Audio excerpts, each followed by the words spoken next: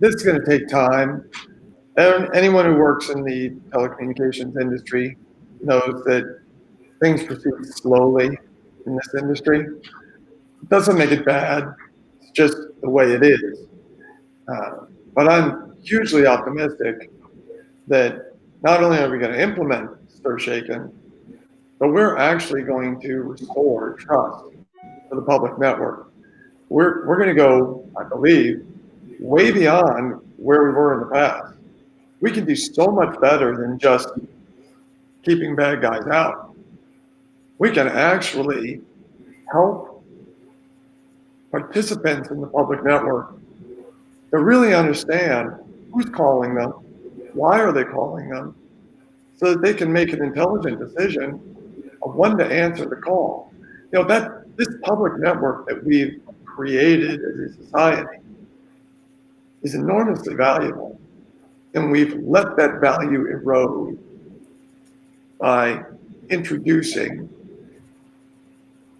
distrust into the network.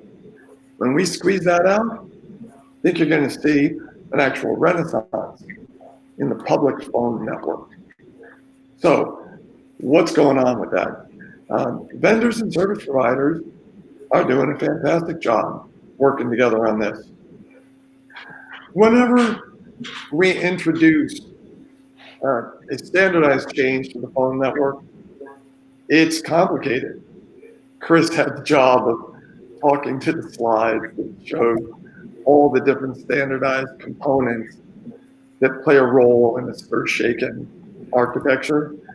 It's really great. It's so complicated.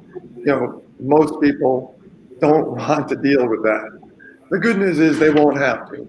Vendors take the lead in actually building these standardized solutions where you get multiple vendors, 10 vendors that go out, all try to implement, all do interop testing, all figure out what are the little subtleties that perhaps we didn't get right or we have to refine. That's a wonderful value and resource that the industry has by having a competitive market. It's not just one entity that does it. We get, in this case, at least 10 that have done all the work to go fully implement the Stir Shaken standards. And then what those vendors do, they go get early adopter service providers. And we have those today. Those early adopter service providers, they implement, they figure out how does the solution affect other aspects of the network. They figure out the operational controls of how to live with this new capability. That hard work has been underway for years. Probably Chris will laugh. Early discussions of this probably go back 8 years.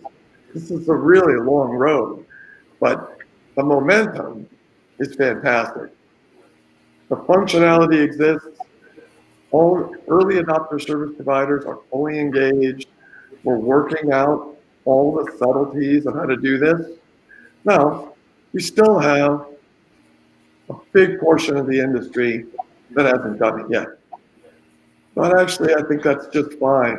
Not every participant needs to suffer through all the details of the standardized structure. Soon enough, service providers will be in a position they could just sign up with a vendor and get the service.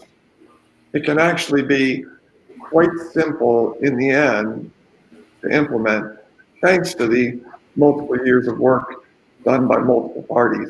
So, yeah, I'm very optimistic. We're going to meet the deadline of June of next year. And as I said, I think we're actually going to go beyond the minimum expectation. I think it's going to be great.